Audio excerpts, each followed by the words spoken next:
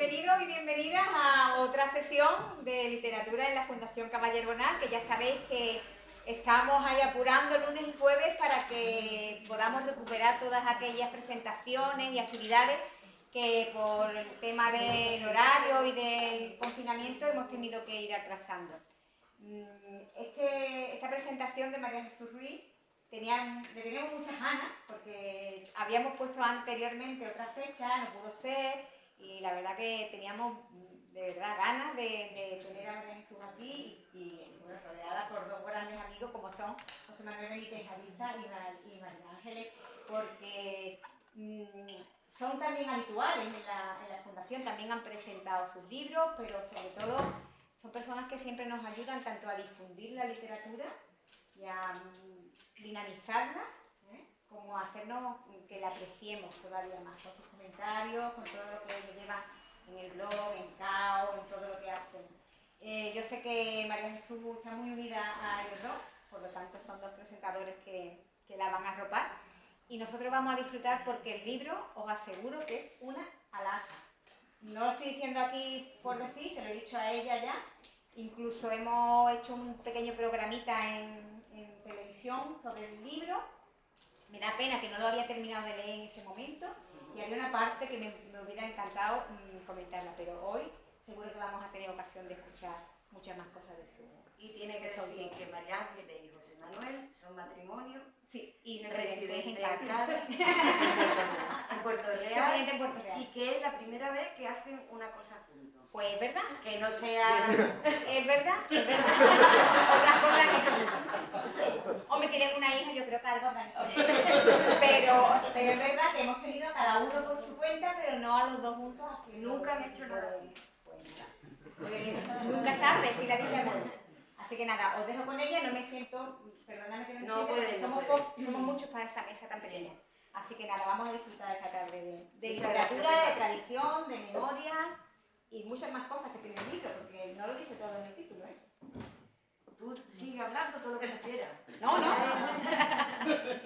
Ahí os dejo. No sé si está encendido el micro o no. No, tienes que darle. ¿Ahora? Espérate que a lo mejor no lo he encendido. Esto debe ser un poquito de mujer para todos.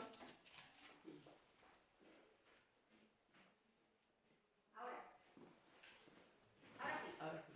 ¿Sí? Ahora. Vale. Bueno, muchas gracias por asistir a esta presentación. Muchas gracias a Pepa y a la Fundación, como ella dice, que ya es casi nuestra casa. No venimos más porque no podemos, porque nos encanta estar aquí y además también porque siempre tenemos ocasión de encontrarnos con amigos y con un público que nos resulta pues, muy agradable. Cuando María Jesús Ruiz, Marichu, ¿te puedo llamar Marichu? Cuando Marichu habló con nosotros para, bueno, un día que habíamos quedado, pues pensó en que podíamos hacer esta presentación de esta manera, pues bueno, nos dijo, y luego lo hemos hablado hace unos días, que intentáramos mantener una conversación como la que solemos mantener normalmente los tres. Y yo espero que no se dé eso, porque las conversaciones que solemos tener entre los tres son conversaciones bastante incorrectas y en las que se mezcla la literatura con la política, con nuestra historia personal, que es la de cada uno y es complicada, y entonces pues yo espero que hagamos una presentación en la que prime la conversación, pero que no se nos disparate mucho. Eso quiere decir que nos está pidiendo José y a mí que nos portemos bien. Exactamente. Porque ella siempre se porta bien. Exactamente. Yo soy de las niñas que hacía la tarea siempre. Entonces, bueno,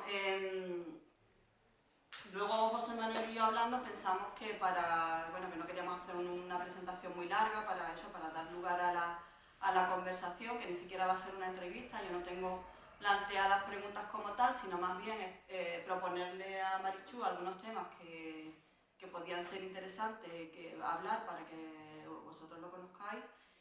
Pero bueno, cuando hablaba con José Manuel, pues pensamos que yo hablara sobre Marichu y sobre el libro en general, sobre su actividad literaria en general, y que ya José Manuel hablaría un poco más concretamente sobre sobre este libro. Así que creo que me tocó la parte más fácil y más difícil. Más fácil porque, bueno, después de tantos años que hace que nos conocemos, pues podría decir muchas cosas sobre ella. Y la más difícil porque presentar el libro de una amiga a la que quiero con todo mi corazón y además a la que admiro con todo mi corazón también, pues es complicado. Marichú es de Jerez, pero ya desde que se fue a estudiar a Cádiz, pues vive allí. Entonces, pues bueno, Jerez yo no sé si es su paraíso perdido o su infierno perdido o encontrado, o las dos cosas, pero bueno, está ahí, ¿no? Yo creo que Jerez está presente en su vida, aunque hace mucho tiempo que ella no vive aquí. Y además ella es profesora de la Universidad de Cádiz, profesora de literatura. Y bueno, yo creo que gracias a que es profesora de la Universidad de Cádiz ha escrito este libro. Ahora nos explicará ella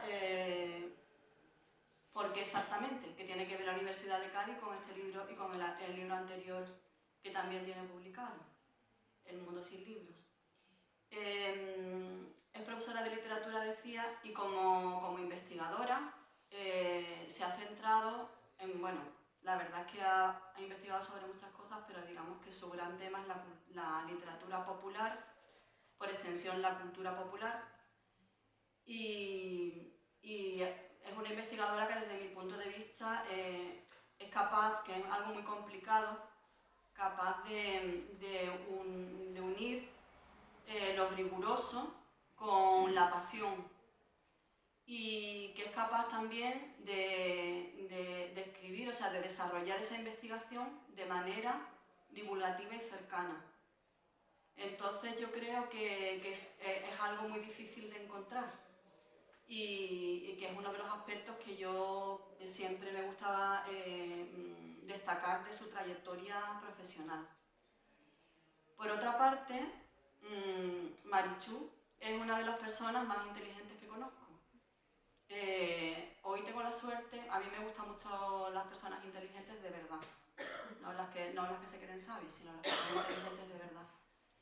Y hoy tengo la suerte de estar sentada junto a dos de las personas más inteligentes que conozco. Y la verdad es que para mí es un lujo. Marichú además tiene una inteligencia que aúna ese... Bueno, sabemos que inteligencias hay de muchos tipos, ¿no? Está la típica persona que es capaz de recordar muchísimos datos, que es un sabio que le preguntas una fecha y se la sabe, y luego hay ese tipo de inteligencia que es capaz de poner en relación muchos aspectos que a lo mejor no están exhaustivas, pero sí que es capaz de ver al vuelo la conexión de una cosa con otra. Y es que el caso es que Marichú tiene las dos. Marichú es capaz de recordar el año en que Rosa Morena estrenó su canción más polémica, y además que llevaba en ese momento y dónde estaba sentada, y a la vez es capaz de relacionar esa canción con un aspecto de la actualidad al que le da la vuelta para convertirlo en un aspecto, en un asunto trascendente. Entonces yo creo que esa capacidad se da muy pocas veces y a la vez es muy poco valorada, porque, porque la inteligencia, ya lo he dicho alguna vez, ya me estoy acostumbrando a decirlo en público, que la inteligencia en este país se valora poco. Entonces, bueno, eso también hay que tenerlo en cuenta. Este libro y el libro anterior tienen también mucho que ver con nuestra amistad, porque la mayoría de los textos que se publican en este libro, digo textos porque la verdad es que son artículos, pero muchos de ellos también son pequeños relatos, pequeñas narraciones. Hay poesía también, hay humor y hay ironía, hay muchas cosas, no son solamente artículos periodísticos como los entendemos normalmente al uso, ¿no? Pues estos textos que se publican en este libro, pues muchos de ellos, la mayoría de ellos, incluso algunas de las entrevistas que también incluye este libro, se publicaron por primera vez en el periódico cultural Cao Cultura, que tengo la suerte de dirigir y coordinar. Y entonces digo que el libro también tiene que ver con la amistad, porque yo cuando me planteé el proyecto de Caocultura, pues enseguida hablé con Marichu, porque a mí me interesaba muchísimo poner en valor aspectos de la cultura popular y del patrimonio que normalmente, como no están de actualidad, pues no se tocan en los medios de comunicación al uso. Y la verdad es que para mí ha sido la revelación de Caocultura, porque ella no había hecho algunas cosas para prensa y había escrito en este tono, pero bueno, no con la asiduidad y con la intensidad que lo hizo para Caocultura. Una de las cosas que quiero que cuente ella es cómo se elaboran estos artículos y qué detonan, ¿no? Porque yo creo que todos estos artículos tienen un detonante, no son artículos que están escritos pues no sé, por la obligación de hacerlo, ¿no? Sino todos nacen de una chispa que salta, que enciende algo y que Marichu aprovecha, ¿no? Para desarrollar. Pero aunque ya lo explique luego con más tranquilidad, sí que quiero destacar que muchos de estos artículos nacen de conversaciones o de temas que a mí me interesan y que yo le he escuchado a ella hablar sobre ello y que le pido que ahonde sobre ello, ¿no? Algunos están conectados con la realidad siempre, quiero decir, con la actualidad, pero hay otros que bueno, yo creo que ya José Manuel lo explicará más profundamente, pues simplemente están relacionados con temas que yo creo que con la memoria, con el patrimonio, con nuestros recuerdos, con nuestra forma de relacionarnos con el pasado, que no tienen que ver con esa actualidad que decía, sino con ese pozo que necesitamos todos para vivir verdaderamente. No me voy a extender mucho más para que la conversación ocupe la mayor parte del tiempo y si se me ha olvidado algo, pues luego lo digo y le voy a dar la palabra a José Manuel para que hable del libro.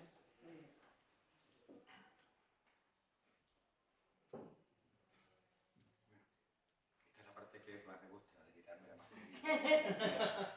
Qué coqueta. ¿Hay que darle al botón? Sí. Vale. Y lo bien que tú das en la cámara. Que ya te dije el otro día. Que, bueno, yo en realidad en esta presentación soy un intruso, ¿no? Porque, como ha quedado claro por las palabras de María Ángeles, este libro tiene mucho que ver primero con el talento de Marichu, evidentemente, pero también con el espacio de creación y de libertad que María Ángeles ha creado en Caocultura, en ese periódico digital, que, como ella bien ha dicho, pues entre otras cosas, pues ha sido el descubrimiento o la salida a la luz, la salida del armario, incluso de mucho trabajo de muchas personas que lo tenían más o menos restringido a su círculo inmediato, a sus amigos, a 4 personas que los seguían o los conocían, pero de pronto todos esos talentos perdidos y desperdigados, pues con una habilidad que es muy propia de María Ángeles, los ha sabido reunir. Y yo sabía realmente quién es María Jesús Ruiz. La conozco desde que era una niña casi, porque nos conocimos en la facultad. Y bueno, y siempre supe cuál es su genio, cómo reacciona ante las cosas que le entusiasman y cómo también reacciona contra las cosas que detesta.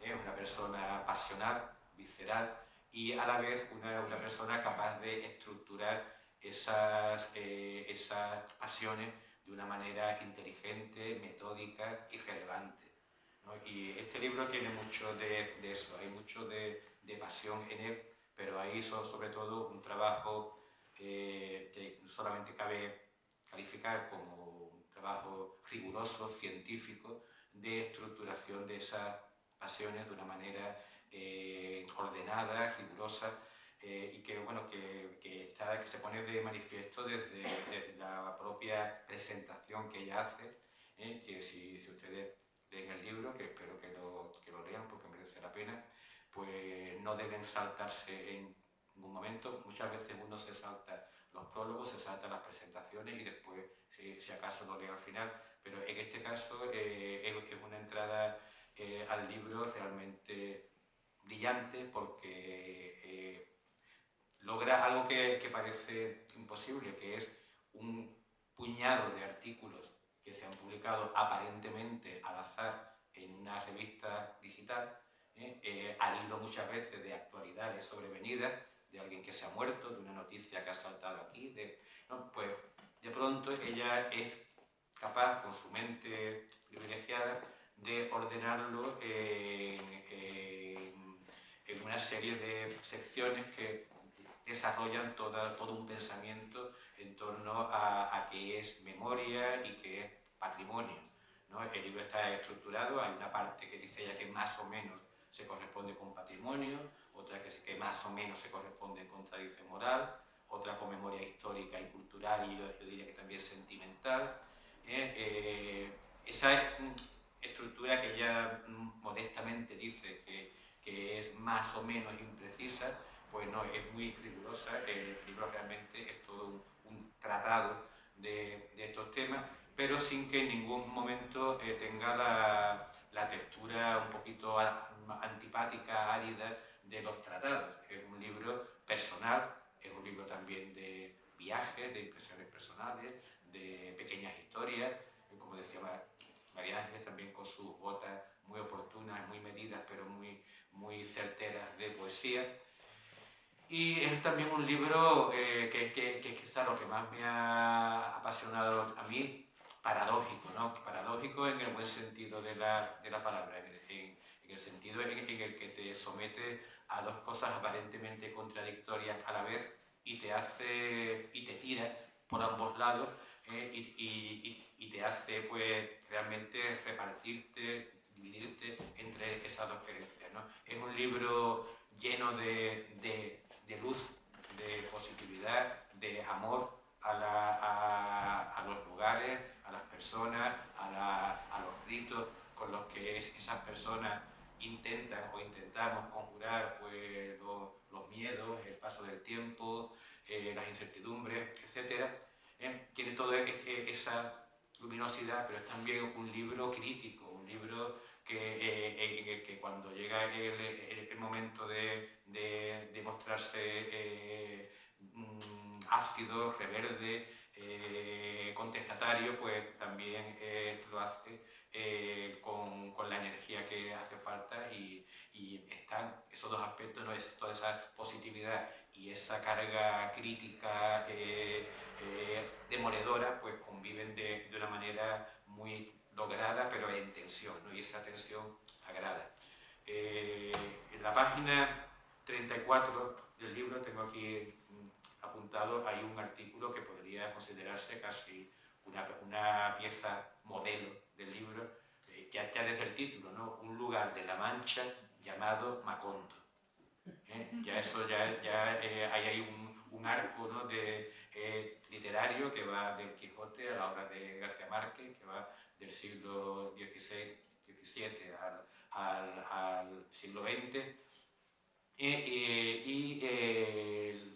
Al final del artículo, pues la autora Marichú comenta del esfuerzo un tanto quijotesco que representa, quiero recordar que era subir cierta cuesta para visitar... Caminar campo otra vez para llegar hasta la supuesta cueva de Montesinos.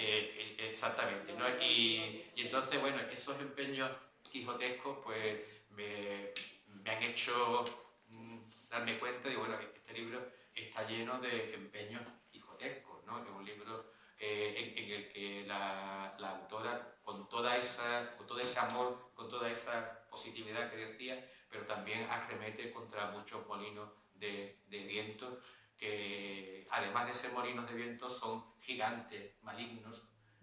Ahí Don Quijote no se equivoca, ahí arremete con toda la razón del mundo.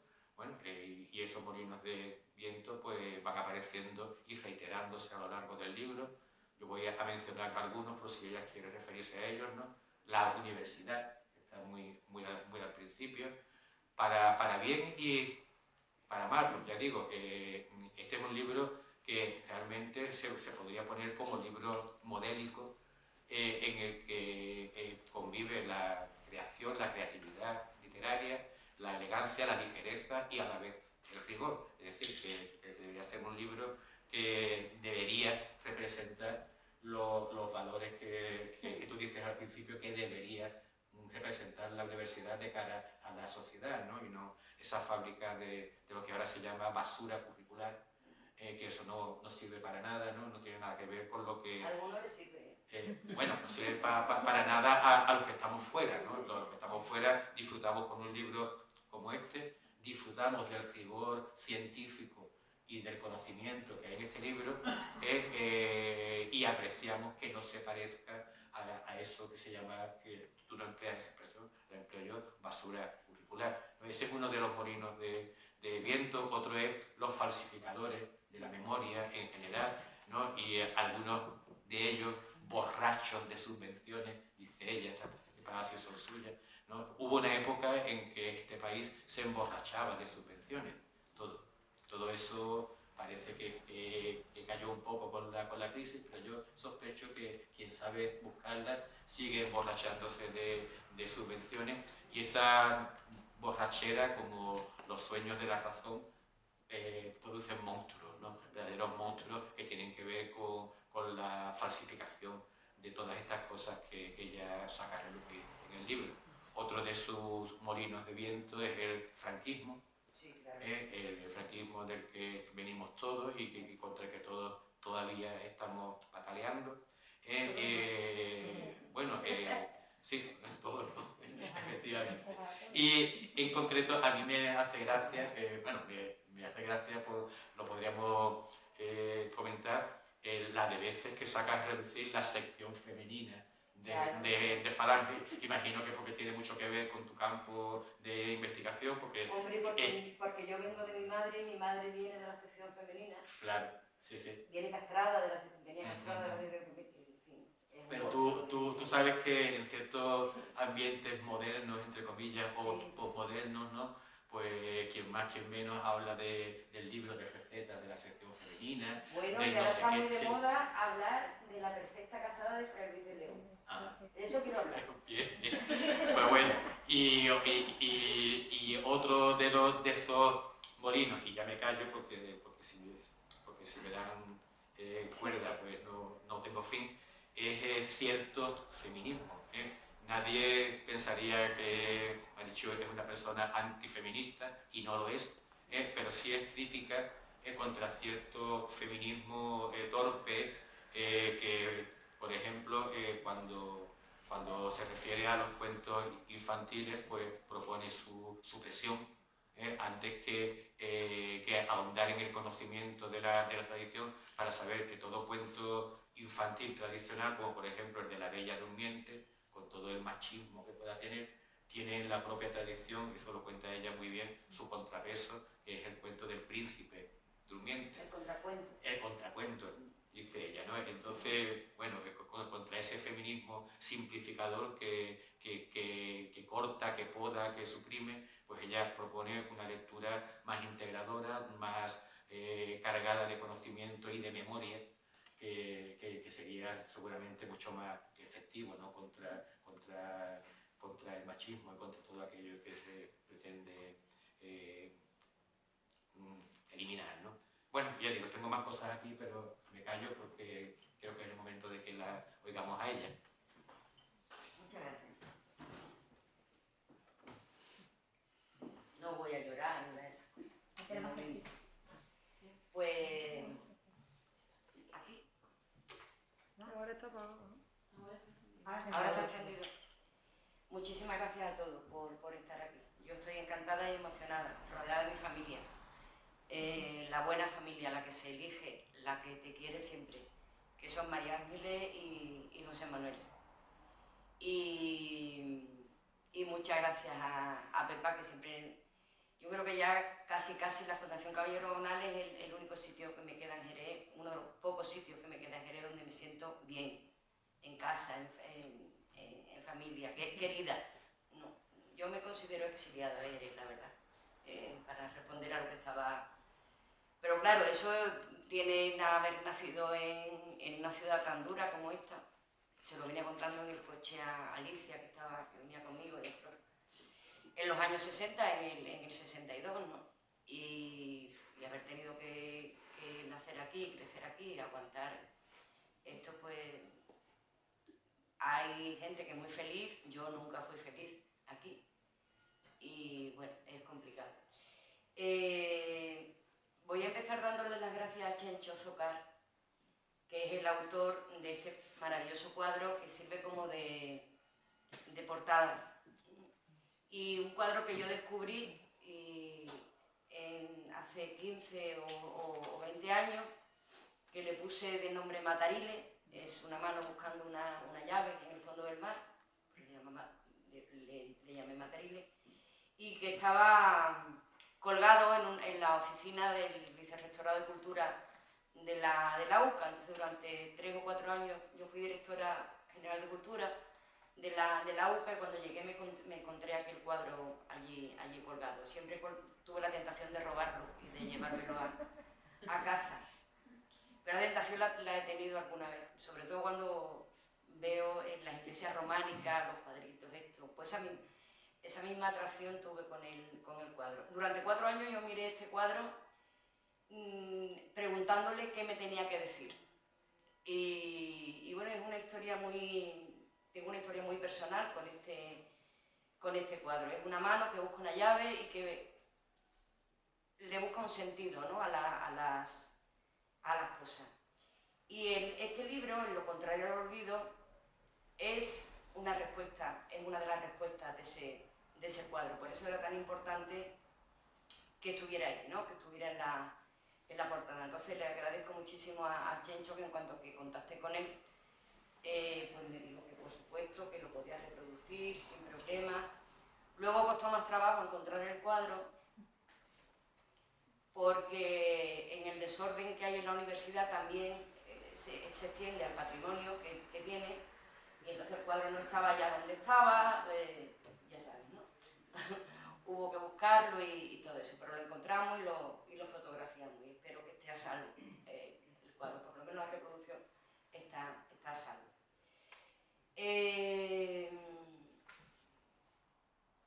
Voy a empezar, bueno, interrumpirme cuando queráis. Muchos de vosotros sois todos amigos y muchos de vosotros ya habéis leído el libro, o sea que es un público privilegiado en ese sentido, porque podéis hablar con criterio, preguntar, comentar, lo que queráis. Pero voy a seguir las sugerencias que he ido apuntando de lo que han dicho María Ángeles y José Manuel. María Ángeles, directora no solamente directora y coordinadora de Caocultura, es inventora de Caocultura. Entonces me planteaba que hablara de cómo se habían elaborado los artículos. Sí, ¿no? porque yo muchas tardes estaba en mi casa y recibía un WhatsApp tuyo que decía: voy a escribir un artículo que se va a llamar Riesgos de beber hilo. Y te decía, bueno, pues estupendo, a ver qué me habla. Entonces, bueno, quiero que hables un poco de ese proceso. Ahora te voy a escribir uno, porque ahora voy a retomar otra vez el tema, bueno, que se llama, el primero que te voy a escribir se llama Todas queremos una docuserie. Una docuserie. Ya tengo el título, cuando tengo el título ya tengo el artículo. Bueno, estos artículos, como este libro, como el anterior, como el Mundo sin Libro, este es un paso más del mundo sin libro, nacen porque se dan una serie de circunstancias azarosas que coinciden. La primera es la invención de Caocultura por parte de María Ángeles. María Ángeles es una periodista de raza que ha luchado en todos los frentes periodísticos, y con la crisis de 2011-2012 pues se queda en el paro, como tantísimos buenos periodistas, ¿no? Y entonces en ese momento ella es también muy inteligente, o sea, esta mesa está hoy tremenda. En ese momento dice, bueno, pues voy a hacer, ya que no me dejan trabajar en ningún sitio, voy a hacer lo que siempre he querido hacer, que es un periódico cultural. Y se inventa Cao Cultura, así tal como suena. Y la redacción de Cao Cultura es una mesita que hay en su casa, donde ella hace Cao Cultura, lleva 5 años, 6 años, sí, haciendo Cao Cultura pues en zapatillas y con su ordenador. A veces la chancla, cuando llega el verano la chancla. Entonces, María Ángeles me pide, charlando un día, que me encargue de una sección que se llamaría Patrimonio y donde yo tenía que hablar pues de lo que siempre hablo, de la memoria, del patrimonio, de la tradición, pero que además lo hablara como lo hablamos en casa, como lo hablamos en nosotros. Estos artículos son charlas, para mí son antes que nada charlas. A mí no me sirve la literatura, ni me sirve el conocimiento, ni me sirven los datos para saberlos y ya está.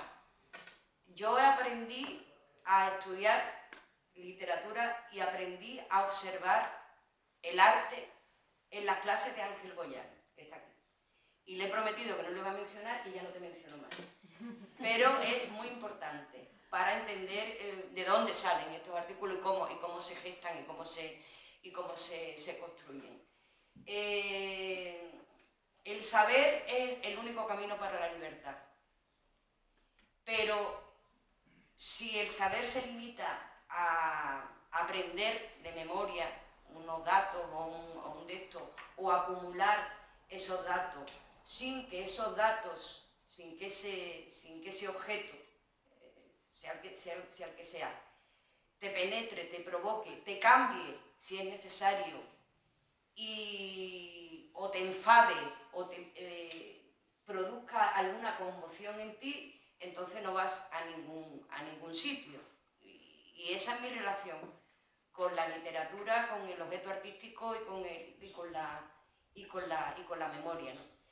Entonces, y en ese sentido hemos charlado siempre de estos temas, hemos charlado de literatura con José o con María Ángeles. Entonces, cuando ella me propone esto, eso además coincide, decía que era una serie de coincidencias, ¿no? Eso además coincide con un momento ya de extenuación del trabajo académico, de desengaño también del trabajo académico, de la investigación universitaria, de hartazgo y sobre todo de represión. Yo he sentido varios tipos de represiones en mi vida, pero quizá la más castrante y la más dolorosa, por lo menos en este momento, es la que me ha producido la universidad. La falta de libertad, la negación de la reflexión, la prohibición de la crítica, el absolutamente nulo sentido del humor, que tan útil es para conocer y para conocerse. Todo eso, ¿no? Y bueno, y podría justificar o no justificar o explicar por qué la universidad es así, pero les aseguro que es así. El sistema jerárquico establecido en la universidad en base a unos criterios absolutamente inhumanos. La forma en que se plantea el aprendizaje y la enseñanza en base a unos criterios estúpidos. En fin, como verán, no tengo nada mucho bueno que decir de la universidad. Me podrían llamar desagradecida, no es cierto. Yo le he dado mucho más a la universidad que lo que la universidad me ha dado a mí. Antes creía que no, pero como estoy en modo rocito, pues es así. Entonces coincide con ese momento. Y lo primero que yo le digo a María Ángeles es que yo no soy capaz de hacer un artículo periodístico. Que si yo me pongo a escribir de memoria o de patrimonio de estos asuntos, pues tengo que hacer un artículo por lo menos de 15 páginas y con notas y con bibliografía, ¿no? ¿Puedo interrumpir? Sí. Este libro tiene bibliografía, es decir, todos los artículos acaban en una burbuja en el que está la fuente que ha motivado el artículo o en el que se basa, pero resulta hasta bonito encontrar porque es la el referencia matarile. de esta manera. Porque es el matarile Sí, sí. del artículo. Y perdón por la interrupción. No, Sí, también quiero interrumpir un momentito. Cuando ella me dice lo de las notas, yo le digo, no te preocupes porque no puedes poner nota, pero puedes enlazar. Eso sí es verdad. Entonces sí. eso fue como un alivio para ella. Sí. Eso Claro. le permitía Claro. ir hacia... Que es un poco a veces lo que aparece al final de... Exactamente. En la página digital tiene enlaces. Claro. Y puedes ir enlazando. Y entonces me puse y me digo 600 palabras, digo, imposible, ¿no? Pero luego las 600 palabras se han convertido para mí, no solamente para escribir el libro anterior y sino para todos los días, se han convertido en un milagro. Yo he encontrado que esa dimensión que habrá inventado el periodismo, evidentemente, es la dimensión de un pensamiento que puede tener la extensión justa para ser reflexión, pero también la extensión justa para ser juego, la extensión justa para ser provocación, la extensión justa para llevar, para que sea paradójico, ¿no? A mí me gustan mucho los artículos paradójicos. Yo a veces escribo los artículos para ir contra lo que yo pienso en principio, para poder cambiar de opinión, o para provocar, o para provocarme también. Y esa es la relación, ¿no? que establezco. Hay en este libro, por si alguien quiere entender mejor lo que estoy diciendo, no sé si lo estoy explicando bien, hay dos artículos muy emblemáticos para mí, ¿no? Que son modelos.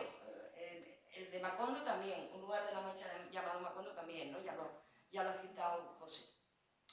Pero en este libro hay dos artículos para mí muy significativos, que ha vertido eso una vez escrito y editado el libro.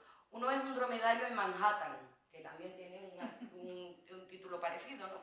Un título paradójico, contradictorio, de tensión, ¿no? Hay un dromedario en Manhattan. Un dromedario en Manhattan tiene que ver sobre todo con mi experiencia profesional, con el patrimonio. En un dromedario en Manhattan lo que cuento es que en San Baudelio de Berlanga, una ermita románica del siglo XI, maravillosa, que está en una esquinita, en una ladera, en una esquinita entre la provincia de Soria y Guadalajara, la fronterita de esas dos provincias. Ahí había unas pinturas maravillosas, muchas de animales, entre ellas la del dromedario. El dromedario mide un par de metros, casi 2 metros de alto. No sé si lo habréis visto. Ángel seguro que sí, ¿a que sí? Pero en los plazos. En The Clusters. Lo has visto en The Clusters, yo también lo he visto en The Clusters. ¿Y no has visto la sombra? No, ahí no he ido hasta En San Baudelio. Sé dónde está, porque es la Tienes zona que de la ir. Sierra Negra. Exacto, de Guadalajara, pero no he ido ahí. Exacto. Pero todos los que hemos leído el artículo lo hemos buscado en internet. Sí. Y hemos visto la sombra en internet. Ya habéis visto la sombra. Bueno, para quien no conozca la historia, Porque es que tienes que buscarlo, leer. no tienes más remedio, no tienes más remedio. Es una cosa estremecedora. Entonces llegas a San Baudelio y ves el dinosaurio en la pared. Y entonces el dinosaurio no tiene un color potente. Tú dices, claro, si es del siglo XI, no puede tener. Tiene que tener el color desgastado. Pero te enteras que lo que hay allí, que lo que queda en la pared es la sombra del dinosaurio. Del Del dromedario, perdón. Estoy con los dinosaurios, que contra que hay otro, sí. Sí, hay otro que se llama... Que hablaremos ahora. Vale. Sí, sí. Y entonces, eso es la sombra del dinosaurio. ¿Cómo la sombra? Entonces, resulta que bueno, la ermita estuvo abandonada durante siglos, fue refugio de pastores, y fueron los pastores y las ovejas y las cabras los que protegieron la ermita, ¿no? Hasta que en 1925 aparece un comerciante, ¿cómo se llama? Un intermediario de arte. Un marchante. Un marchante, gracias. Un marchante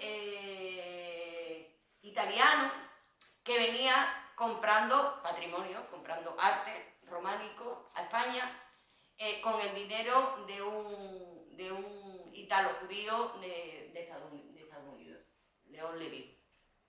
Entonces ve y le entonces le ofrece a la familia propietaria de la ermita, porque era una familia propietaria, el comprarle los frescos de la ermita. Es una ermita impresionante, no tiene más de 15 o 20 metros cuadrados, como mucho, no tiene columnas, solamente tiene las paredes alrededor y una sola columna en forma de palmera. Todo está policromado, todo está absolutamente pintado, lo que son las sombras, ¿no? Entonces, lo compra, hay un proceso judicial que dura 2 años, porque el ministerio reclama la propiedad de la ermita para que no salga del país, para que no vaya un expolio, pero gana el juicio la familia propietaria. Y entonces el juez dice que como la familia es la dueña de San Baudelio, pues que lo puede hacer con la ermita lo que le dé la gana. Pero seguimos así, ¿eh? Seguimos exactamente igual. Es decir, hay casos de antes de ayer donde se está haciendo lo mismo. Entonces, se traen expertos de Estados Unidos que desmontan las pinturas, los frescos, expertos en desmontar y en telar, que es un proceso muy, muy laborioso y muy delicado, y se llevan las pinturas a The Cloisters, que es una zona, un anexo del Metropolitan de Nueva York, al Museo de los Claustros. Y allí está el dromedario, en Manhattan, a 6.000 kilómetros de aquí, por el abandono, no sé cómo llamarlo, la barbaridad que es este país con su memoria, ¿no? Entonces, el dromedario en Manhattan es un artículo que a mí me representa mucho en ese sentido. ¿Cómo nace ese artículo? Como nacen todos, pues viendo al dromedario. Yo vi el dromedario en los clústeres y luego lo vi en San Baudelio, entonces me eché a llorar cuando vi la sombra del dromedario y luego cuando recordé al pobre dromedario solito, en Manhattan. Y si te gustan los animales ya te mueres, lloras desconsoladamente, ¿no? Porque es maravilloso, además es precioso, ¿verdad? El dromedario. Pues ese es un ejemplo para mí muy significativo. Y el otro ejemplo es Viuda de Vivo, porque este libro, Viuda de Vivo y Viuda de Muerto, se llama el artículo. Porque este libro es, como digo, una continuación, una segunda parte del Mundo sin Libro, pero es también un libro más personal, más íntimo que El Mundo sin Libro. El Mundo sin Libro es prácticamente un libro de una filóloga o de una etnógrafa o de una persona que se dedica a la memoria y que procura, porque estaba en otro momento vital, no confesarse mucho, no poner mucha intimidad en la... Pero esa costumbre de expresarse en 600 páginas, entre otras cosas... Palabras. Esa costumbre tan bonita que me enseñó María Ángel de expresarme en 600 palabras, me fue llevando y me sigue llevando hacia la posibilidad de que lo que escribo sea verdaderamente eso que yo quería que fuera mi pensamiento en COU, en las clases de Ángel. Es decir, que la literatura entrara en mí y que saliera y que volviera a entrar y que fuera un continuo proceso de aprendizaje y de transformación. Entonces, por eso este libro es más íntimo, más personal, más poético. Más ambiguo, yo quería hablar de la ambigüedad también. Más ambiguo, sí, claro, supongo. No lo había pensado, pero sí. Entonces, Viuda de Vivo es un artículo que sale, por una parte, de una información académica, filológica, que es los textos gallegos populares que hablan sobre lo que se llama todavía en muchas aldeas rurales de Galicia, viudas de Vigo, es decir, mujeres que han perdido el marido, no porque se haya muerto, sino porque ha emigrado. Sabéis toda la migración que ha habido y que hay en Galicia, provoca una estructura social determinada, ¿no? o porque simplemente se ha ido y no ha vuelto. Entonces, esas mujeres en las aldeas de Galicia se llaman también viudas blancas, y cuando se nombran a sí mismas, cuando su entorno las considera viudas de Vigo, pues se visten también de negro y hacen lo que hacen las viudas de muerto. Rosalía de Castro escribió poemas sobre las viudas de Vigo, maravilloso, y Rosalía de Castro reflexionó también sobre la soledad de la mujer como un motivo vertebral en la tradición poética gallego-portuguesa, desde las cantigas, evidentemente. Esa es la parte filológica. Luego hay una parte de experiencia personal, pero también profesional, que es mi asiduo trato con viudas, con muchos tipos, sobre todo con 2 tipos de viudas. Pues en las encuestas de tradición oral, en las entrevistas, etcétera, etcétera. Y luego hay una parte personal, íntima, que yo empiezo a poner en este libro, que es mi propia situación en los últimos años de viuda de Vigo. Yo me considero viuda de Vigo. Actualmente. Sí.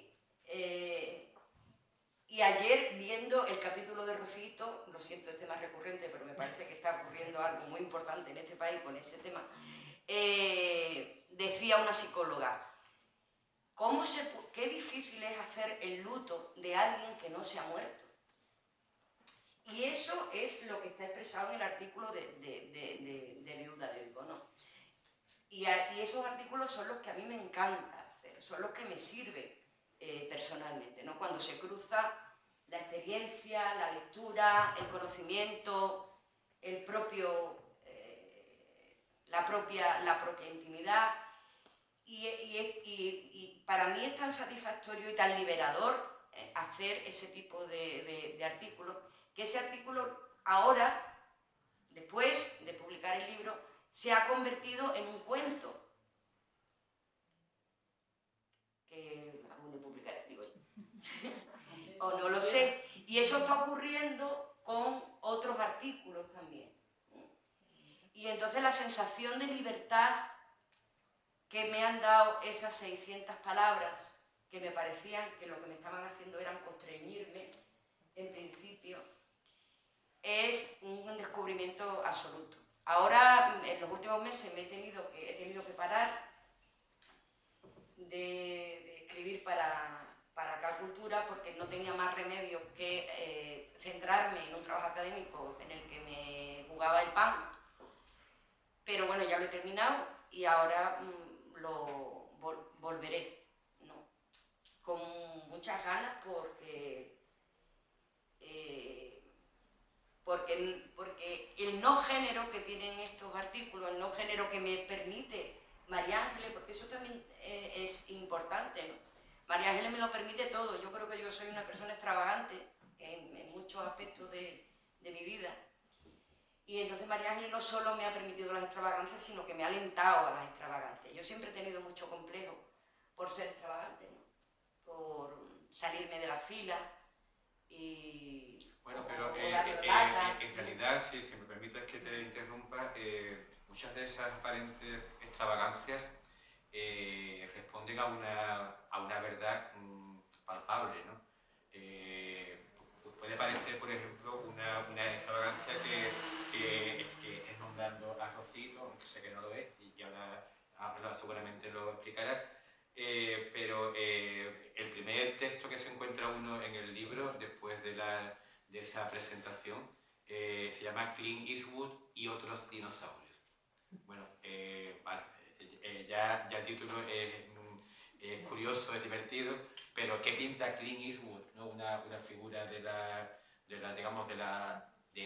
todavía de la actualidad cinematográfica, porque sigue en activo. Y al fin y al cabo, el cine es un arte joven en relación con el patrimonio, que es intemporal, ¿no? que remonta a sus raíces. Pero hay una manera tuya de leer la cultura popular que permite integrar el cine, una alusión a Clint Eastwood, una alusión a Manolo Guardia Ugana, una alusión a Sol Citroën, una alusión a Chicho Ibañez, Serrador, bueno, con eso, con el arte románico, con costumbres que se hunden en la noche de los tiempos, etc. A mí me recuerda, decía al principio que había una verdad en esa mezcla, ¿no? En esa mezcolanza aparentemente extravagante, que es cuando yo escuchaba de niño cantar a mi madre, ¿no? Mi madre cantaba mientras hacía las faenas de la casa y a mí me sonaban igual, me parecían que eran parte del mismo repertorio, pues una canción folclórica, claro. Que una canción de Karina o de Rita Pavone. Se integraba todo eso en lo que luego acabó siendo mi propia educación sentimental. Exacto. En la que está, ¿no? Y aquí hay una falta de pedantería, una mirada muy abierta a la hora de acoger esas aparentes extravagancias en este contexto donde hay cosas que la tradición académica, etcétera, valora más que esas otras, pero que aquí conviven en un plano de igualdad muy enriquecedor, ¿no? Y muy creativo. Porque estamos hechos de memoria y la memoria está hecha de muchas cosas. Y sobre todo hemos aprendido, nos hemos hecho mayores con dos culturas conviviendo en nuestro cuerpo y en nuestra alma, la libresca, por hablar en términos genéricos, y la oral. Y esa cultura oral está integrada por elementos muy distintos, a veces por elementos sobre los que tenemos muchos prejuicios. Cuando a cualquier persona normal que reflexione un poquito, que lea la prensa, se le habla sobre cultura oral, piensa inmediatamente en lo rural, lo aldeano, y hace inmediatamente una elegía de esa cultura oral. Y la cultura oral es eso, pero es muchas cosas más. Manolo Guardia Urbano es cultura oral, Clint Eastwood es cultura oral, o es cultura popular. Y si tenemos verdadera curiosidad por entendernos a nosotros como seres culturales, tenemos que identificar todos esos elementos y saber que están ahí, que forman parte de nuestro ser. Y por eso yo hablaba también de la ambigüedad, ¿no? Porque cuando tú hablas de Clint Eastwood y los dinosaurios, es que en el artículo realmente hay un paraje en el que convive la memoria de Clint Eastwood, que rodó películas allí, exactamente, con la presencia de huellas de dinosaurios, de fósiles, etc. ¿no? Y hay en el artículo como una ironía, ¿no? Respecto a que en el bar del pueblo en fin, que parece que hay como un interés desmedido por poner en valor la presencia de Clint Eastwood y en cambio hay una cierta dejadez hacia el otro, pero eso no se traduce en que tú mires por encima del hombro al admirador de Clint Eastwood frente a un señor con traje de cazamariposas que va siguiendo las huellas de los dinosaurios, ¿no? No hay esa actitud, hay una actitud integradora de las dos cosas. Porque si queremos realmente sabernos, reconocernos eso como seres culturales, no existe cultura hegemónica y cultura no hegemónica, ya no, en determinados territorios del mundo, ¿no? No existe cultura libresca aparte de la cultura oral, no existe cultura dominante y cultura dominada, cada vez menos. Todos nosotros estamos atravesados por vectores culturales muy distintos y todos forman parte de nuestro propio ser. Y además se explican los unos a los otros y nos explican a cada uno de nosotros. Porque nosotros también no somos solamente lo que hemos heredado, sino que también hemos ido seleccionando nuestras coordenadas culturales, los elementos culturales que nos interesan. Y por lo que sea. Y todo eso forma parte de la la cultura, que es al fin y al cabo lo que yo quiero conocer y lo que a mí me hace libre. Marichu, tú antes comentabas el aspecto transformador de la literatura, ese planteamiento de la literatura y del arte en general, de la cultura, ese efecto transformador, ¿no? Y yo creo que, bueno, me gustaría que hablaras también de ese efecto transformador de la cultura, de la cultura popular, de la memoria en concreto, más que de la cultura popular, del papel, de nuestra relación con la memoria y cómo esa relación puede transformarnos o puede alienarnos por completo, ¿no? La relación que tenemos con la memoria y cómo esa relación nos define de alguna manera y también define, por otro lado, nuestra relación con los otros. Sí. Tú y yo íbamos a hablar de la despatrimonialización. Ahora. No, pero es lo mismo. Bueno, es que es lo mismo. Sí. A ver.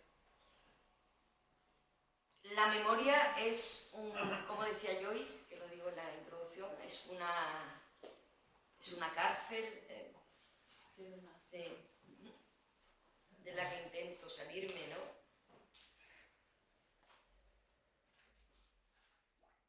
Un momento.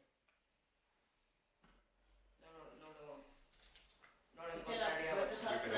Que la reconstrucción de la memoria es un tema que me interesa especialmente, sí. Que hemos hablado, de lo que hemos hablado durante mucho tiempo, ¿no? Muchas veces hemos tenido la oportunidad de reflexionar sobre ese tema, de cómo construimos la memoria, y yo creo que en muchos textos de este libro...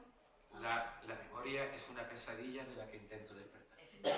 Yo voy, ¿verdad? Eso. Sí, sí. Sí, es... Bueno, la memoria tiene una doble cara, evidentemente, por eso este libro se llama Lo contrario al olvido, ¿no? Está sacado de un verso de Benedetti. Benedetti habla de que el olvido está hecho de memoria y la memoria está hecha de olvido.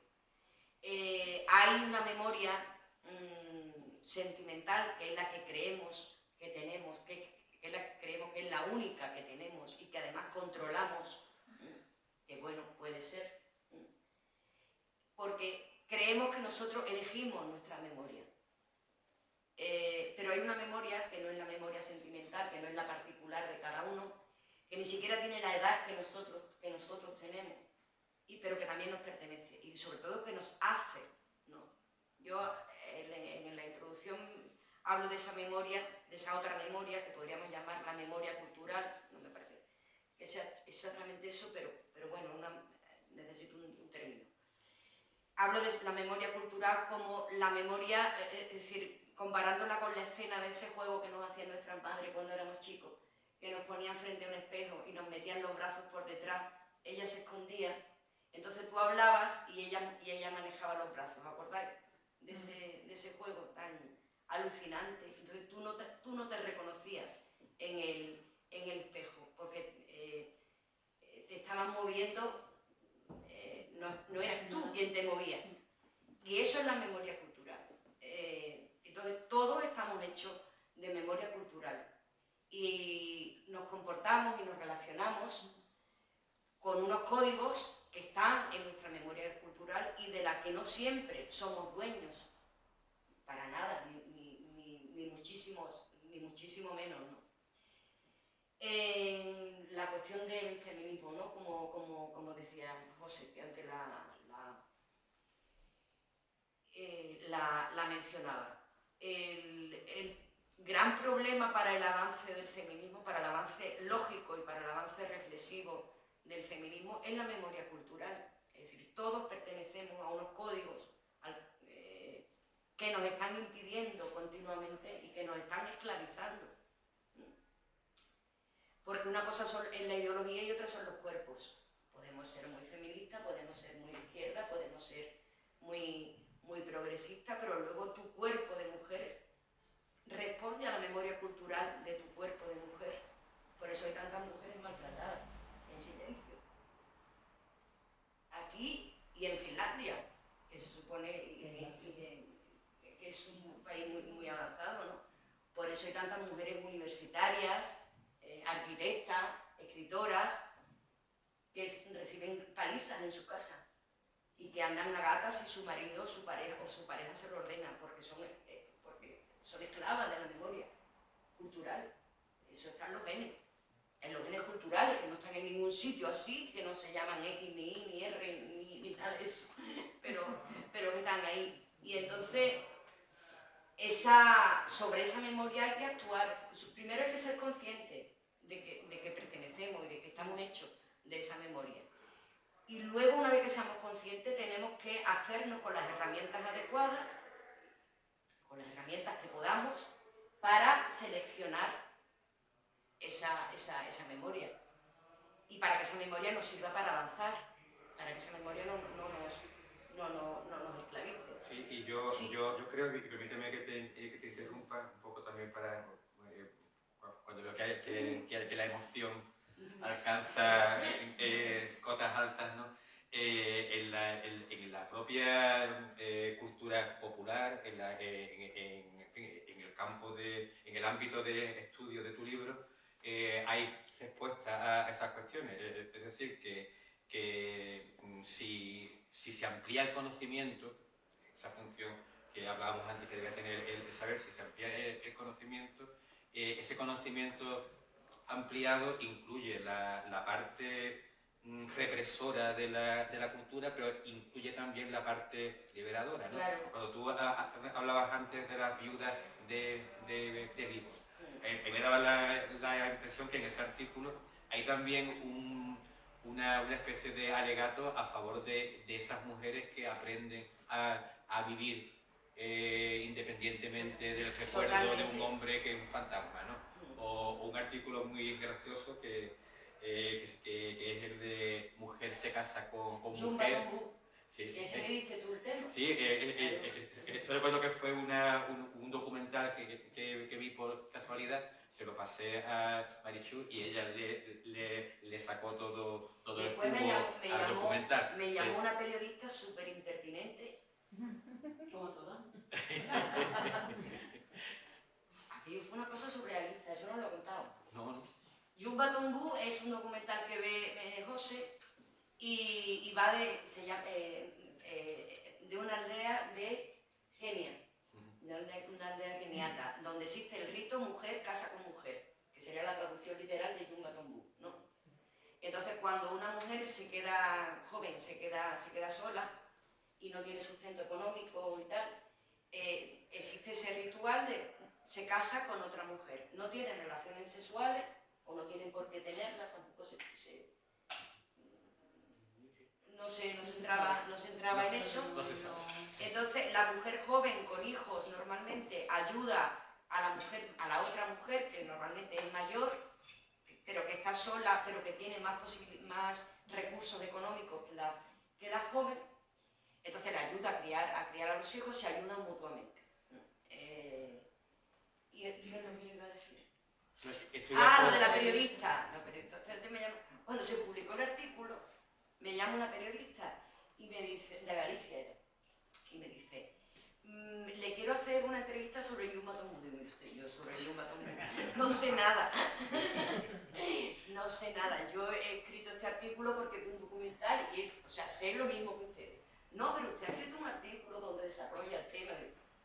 Le puedo hacer algunas preguntas y publicarlo. Digo, haga lo que le dé la gana. Eso le dije yo con mi buena intención, pero verá. Y entonces me dice, ¿a usted le parece que las mujeres de la aldea esta keniata que practican el Yumba Tombú son un modelo de mujer? Digo, pues yo creo que sí, porque en el artículo digo, deberíamos de aprender, ¿no? Lo que tú estabas diciendo, ¿no? Igual que de las viudas de Vigo, de las aldeas de Galicia, pues deberíamos de aprender de los recursos que las mujeres en un momento de soledad, de necesidad, desarrollan. Que aquí lo único que se nos ocurre en esos momentos es pedir una subvención. Hay una solidaridad, existe la solidaridad, existe el amor, existe la compañía, existe el pedir ayuda, ¿no? Que de eso, existe crear un tejido amoroso con el que ayudar. Y digo, pues sí. Y entonces me echa la tía una bronca, la periodista, diciéndome que eso era una idea reaccionaria. Sí, sí, porque era el Estado, tenía que ser el Estado el encargado de solucionar los problemas de esa mujer. ¿El nuestro o el de Kenia?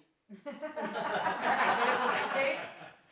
No mire usted, no, acabó fatal aquello. Bueno. ¿Y te publicó el artículo? No, el artículo. No, el artículo lo había publicado ella, la periodista. No, la periodista. Ah, ¿Qué te no lo sé, periodista? no lo sé. Marichu, en Albania existen es un modelo ya bastante antiguo, que es medieval, son las burneshas. Son mujeres juramentadas que un día en la familia, el cabeza de familia muere y ellas asumen el patrón de hombre, o sea, no se visten como mujer, se visten como hombre y ya de por vida tienen que cuidar a la familia. Es una cosa que ya está en tránsito de desaparición, pero que prácticamente entre Albania y algún país más cercano, también en Yugoslavia, existe. ¿Y se llaman? Burneshas o mujeres juramentadas. Qué bonito. Pierden totalmente y se convierten en cabeza de familia. Después está mi primo Manolo, mi primo gitano, que es tan extravagante como yo, o más, y que también me da muchos argumentos como ese. Bueno, al hilo de esto, yo estaba pensando cómo muchas veces construimos nuestra propia memoria. Y en esa fase de construcción hay algo que nos inventamos. Siempre hay algo en esa memoria al que tú aludes y que no podrías en un momento determinado de tu vida certificar que lo has vivido. Por supuesto. Que lo has asumido de otro ambiente, de un familiar, de un amigo. Decía Simone de Beauvoir que la autobiografía no existe y que una no puede narrarse, no puede conocerse, sino solamente narrarse. Efectivamente, luego está esa tercera memoria que es la que nosotros nos construimos para legitimarnos con el rol que queremos desarrollar a partir de ahí, ¿no? A partir de esa construcción de uno mismo. Es el principio de la autobiografía, que es siempre una falsa autobiografía. Caballero Bonal dice, todo el que recuerda miente. Efectivamente, efectivamente. En el momento en que uno deja de ser persona para convertirse en personaje, empieza a mentir, empieza a hacer construcción literaria, y la literatura es siempre una mentira. Bueno, el Valle de los Caídos. El otro día cuando estábamos charlando de... No, es un tema muy interesante, pero tengo que dar más vueltas yo al Valle de los Caídos. Sí. Cuando estábamos charlando de que íbamos a charlar aquí y tal y cual, digo, yo quiero hablar del Valle de los Caídos porque estoy en un grupo en un grupo de investigación de la Universidad de Valladolid, que es la Cátedra de Estudios de Patrimonio Cultural y Material Europeo. Entonces nos reunimos una vez al mes, 20 majaretas de esto, y muy divertido y muy interesante, ¿no? Hay gente de Brasil, como esto con el online, lo que está ocurriendo, ¿no? El grupo existía de antes, pero ahora nos podemos reunir en eso. Y entonces el otro día di una charla, y cuando nos reunimos, estamos un par de horas reunidos, y uno de los del grupo prepara una charlita de 20-25 minutos sobre un tema determinado. Y entonces el otro día dio la charlita Ascensión Baruñano, una antropóloga de Madrid, de la UNED de Madrid, muy interesante, sobre la despatrimonialización. Es decir, ya hemos dado por sentado como indiscutible que patrimonializar algo, que hacer que algo sea patrimonio es bueno. Y ahí estamos. Y ahí nos vamos a quedar durante siglos. Entonces, la antropología o la gente más crítica está advirtiendo sobre los peligros de la patrimonialización.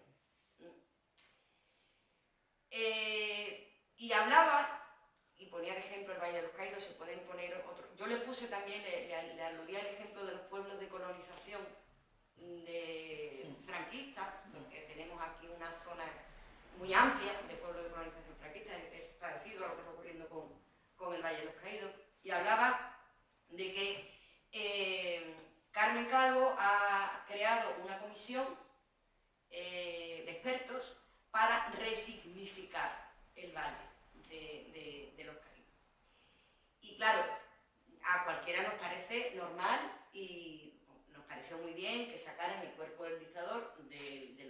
Caídos y evidentemente nos parece muy bien, así de entrada, la idea de que lo desacralicen, de que le quiten la cruz, de que echen al sacerdote, de que se resignifique, en principio, y de que se patrimonialice como un monumento o un espacio dedicado, vinculado a la memoria histórica y a la memoria de los que están allí, y en honor de los que están allí enterrados y fueron asesinados, ¿no?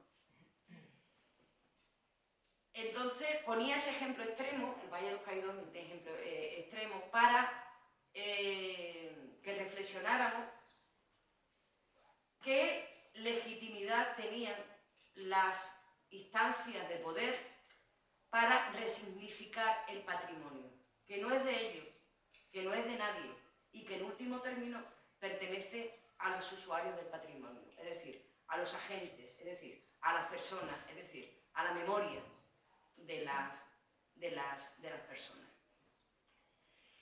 El patrimonio cultural está en continua resignificación, pero esa resignificación tiene que darse, lo legítimo, lo único legítimo es que esa resignificación se dé de una manera procesual, es decir, que haya un proceso cultural por el cual un colectivo humano más o menos amplio le dé una nueva interpretación, vaya dando sucesivas interpretaciones al patrimonio. Lo que no es legítimo, formularon la pregunta, es que alguien ordene e imponga por decreto, porque tiene el poder, la resignificación de un patrimonio. Porque todos estamos de acuerdo en que uno de mis bestias negras, la sección femenina, hizo barbaridades con la tradición oral infantil, sobre todo con la tradición oral infantil, entre otras cosas. Y con los bailes, y con las danzas, y con el patrimonio popular musical, del que sabe mucho Manolo. Y todos estamos de acuerdo en que eso es una barbaridad. Pero es que la Rusia, en la Unión Soviética de Stalin, hizo lo mismo. Y es que lo que está haciendo Carmen Calvo, lo que está haciendo el actual gobierno con el Valle de los Caídos, es exactamente lo mismo. Luego puede ser discutible, perdona. Y entonces esta señora, esta profesora de Asunción, decía, estoy dirigiendo varios TFM y varios TFG sobre patrimonialización, resignificación del patrimonio. Entonces, como tengo un par de alumnos que son de San Lorenzo del Escorial, que es el pueblo donde está el Valle de los Caídos, le he dicho que me hagan una encuesta, que me hagan un trabajo de campo preguntándole a la gente qué memoria tienen del Valle de los Caídos y cómo sienten, qué identidad, qué nivel de identidad y en qué coordenada de identidad tiene su memoria con el Valle de los Caídos. Entonces, aparte de que la mayoría de la población de San Lorenzo del Escorial sea facha, que lo es, hay un rechazo a esa resignificación impuesta, porque es verdad, es impuesta. Entonces ahora la antropología se está moviendo en la necesidad de despatrimonializar. Por favor, no lo toquen, déjenlo en paz. El patrimonio es de todos. Vamos a usarlo y ya veremos. Vamos a protegerlo, pero no a canalizarlo, no a imponerle un significado. Chencho tenía pedida la palabra. De hecho, el Valle de los Caídos, a medida que va pasando el tiempo, va rodando, y llega un momento en que las costus se basan en el Valle de los Caídos para hacer un homenaje de la movida madrileña. Efectivamente. Y ahora mismo están corriendo memes de Franco como icono gay, no sé si lo habéis visto, ¿no? Sí. Sí, muy interesante. Sí. Oh, es una cosa. Una cosa. Hay otra pregunta. Ángel. Yo quería hablar de dos cosas, pero bueno, ya al hilo del Valle de los Caídos, en la despatrimonialización lo que no tenemos que conseguir es cambiar el nombre al original. Lo primero. Que se llamaba, es verdad, Huelgamuros. Exacto. Porque esto otro precisamente se entraría en el juego de los que quieren despatrimonializar para sus intereses, que es el poder al fin y al cabo. Efectivamente. No es más que otra cosa. y la gente de San Lorenzo de los Escorial, pues bueno, lo tiene allí casi todos desde que han estado, pues digamos desde el año 48, con esa cruz ahí, que es un horror. Sí. Verlo desde lejos y Sí, desde sí. cerca. Sí, Y los sí. santos, bueno, no veis lo que yo opino sobre eso que habría que hacer. Porque no es patrimonio de tal. No es eso, es otra cosa. Más tajante. Que creo que es lo que querían los que tuvieron que montarlo. Creo, pero bueno. ¿Tú qué harías? ¿Eh? ¿Tú qué harías? Dinamitarlo. Yo también. Para mí no es otra cosa. Es un horror para todos. Sí. Y eso va a quedar ahí para siempre, queramos o no. Está marcado. Sí. Pero está marcado, pues no se puede mantener así sin más ni más. Pero bueno, es una cosa de esto. Yo quería hablar también del libro. Y lo que ha hecho, estoy de acuerdo con lo que ha dicho Manuel sobre los tonos que tienes en el libro, ahí específicamente. Me sorprendió mucho. El primero era muy académico, me parece muy bien. Y este segundo es un tono muy personal, con matices muy variados. Y entre ellos uno que me sorprendió y digo, tengo que preguntárselo. Teñido de melancolía. Sí, ¿Lo has señor. explicado un poquito ahora? Lo explica un poquito, sí. Sí, y me ha sorprendido un poco esa poesía que tengo en Manuel, pero para mí es melancolía, más bien hay un tono que tiñe, hay otros tonos también. Y luego podríamos hablar también de las buenas viudas de Vigos, porque conozco muy bien Galicia, que llevo allí mucho tiempo yendo allí. Y el problema muchas veces de las mujeres es que ni pueden ser mujeres. Claro. Es un problema gordo, porque no son nada ya. Claro. O sea, no pueden ni siquiera juntarse con otras para poder hacer algo en colaboración, como podría ser lo idóneo. Pero bueno, o sea, da el libro, a lo que voy, que da un montón de posibilidades de hablar hasta, bueno, de problemas políticos que también tenéis que saber con ellos, ya no solo contra las femeninas, sino con otra serie de cosas, que es muy personal el libro que he visto ahí, muy personal, con respecto a lo que anteriormente era el otro libro que era más académico, por ahí. En un sentido más tú, se puede decir. Sí, es más íntimo, sí, sí, y es melancólico, sí, estoy completamente de acuerdo. El Mundo sin libro fue escrito en un momento sobre todo de mucha energía, de mucha autoestima, y este libro ha sido escrito en unos meses, en un año y pico, de profunda melancolía y de desamparo. Qué bien que puedo decirlo, ¿verdad? Sin llorar, me ha costado. Melancolía lúcida, ¿no? Porque ahí, pues cuando mencionaste antes a la sección femenina, yo me acordé que tengo subrayado un trozo que me hizo pensar, me llevé parado en estas 5 líneas un buen rato. Y creo que cualquier hombre de mi generación le daría vueltas a este párrafo, ¿no? Hablas de la labor de la sección femenina con la... Perdón, no me he dado cuenta que... Está apagado. ¿Está apagado? Sí. Ahora, Vale. Sí. No, son nada más que unas líneas, ¿no? Y entonces, hablando de esa manipulación que hizo de las canciones tradicionales y tal, dice una cosa que a mí me dejó pensativo, ¿no? Dice, dejó fuera de la canción socializadora y del goce de la poesía a todos los varones nacidos más o menos a partir de 1930.